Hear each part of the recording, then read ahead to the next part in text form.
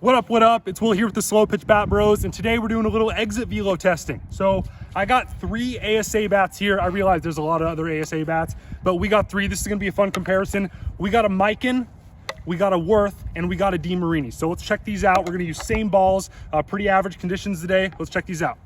Alrighty, so we got 3 of the best USA/ASA bats of the year so far right here.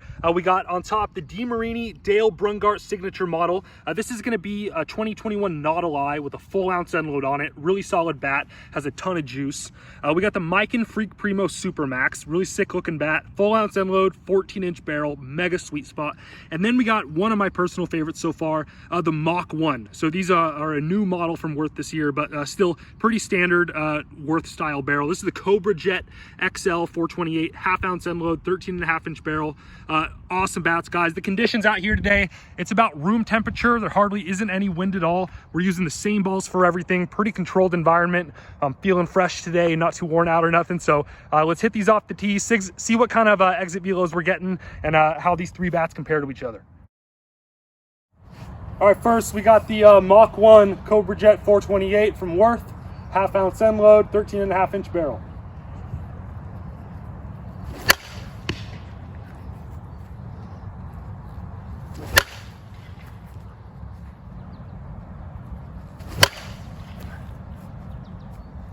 $94.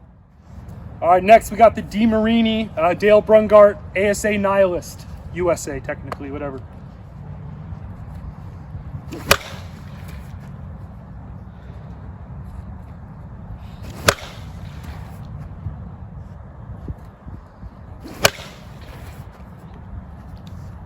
$96.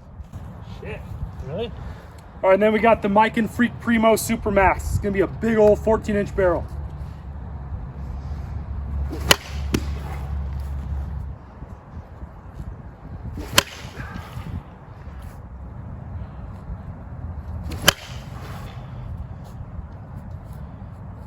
$92.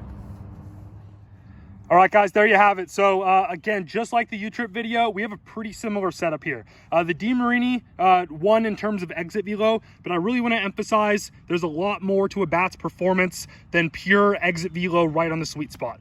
Sweet spot itself, how big the sweet spot is, I think that's one of the single most important factors when it comes to a slow pitch bat. So the DeMarini right on the sweet spot, straight up had the hottest performance. I think one other aspect of it, like for a full ounce end load, any end load on a DeMarini swings so light. Like honestly, I think their bats swing quite a bit lighter than listed compared to like a Worth and a Miken, and especially like an Easton. Those swing pretty dang heavy.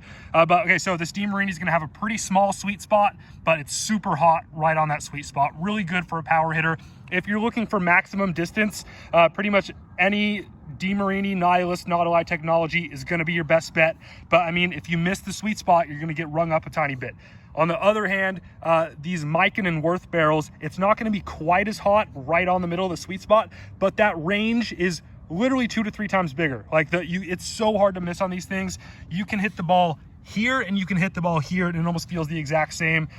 Really impressive sweet spots on these Miken and Worth barrels. So it really depends on what you want. If you're already a guy that can hit the ball out of the yard with ease, like you should get a bat with a bigger sweet spot, because that's going to increase your consistency and frequency of hitting the ball out of the yard and barreling up balls.